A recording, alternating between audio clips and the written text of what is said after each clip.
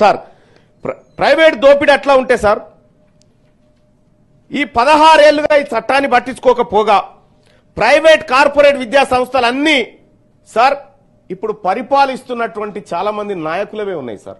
ఈ సభలో ఉన్నటువంటి చాలా మంది కూడా ప్రైవేట్ విద్యా సంస్థలు ఉన్నాయి సార్, ప్రైవేట్ కాలేజీలు ఉన్నాయి సార్. మరి ప్రైవేట్ వ్యవస్థ మన నాయకుల దగ్గర ఉన్న తర్వాత మనం ప్రభుత్వ విద్యను ఎట్లా బాగు చేసుకొస్తాం సార్? మనకి ఎట్లా ఇంటెన్షన్ ఉంటుంది సార్? ఇవాళ అనేకమైనటువంటి యూనివర్సిటీలు sir, Malla Reddy university, Anurag university, ఇగో మా అన్నది ఏవిఎన్, మా అన్నది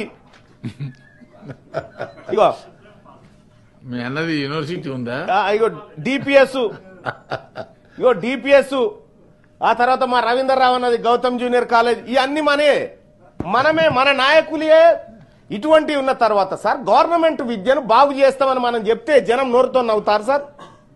మనమే మోసం చేయబడితే మనమే ఆ విద్య గురించి ఇప్పుడు ఎట్లా అంటే సార్ గుండెలు బాదుకుంటున్నాం సార్ ఇలా విద్య గురించి. కానీ ఒక మాట గుర్తుపెట్టుకోవాలి సార్, ప్రభుత్వ విద్య లేకపోతే మనం అంతా ఏడ చదివినాం సార్? సర్కార్ బళ్ళలో చదవలేదు సార్ మనమంతా.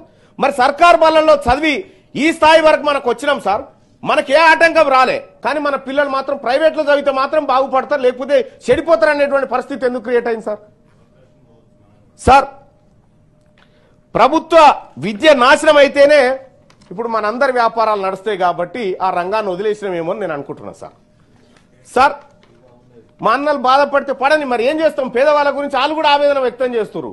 వాళ్ళకి అవకాశం లేకపోతే వాళ్ళు ఎందుకు పెడుతుండే?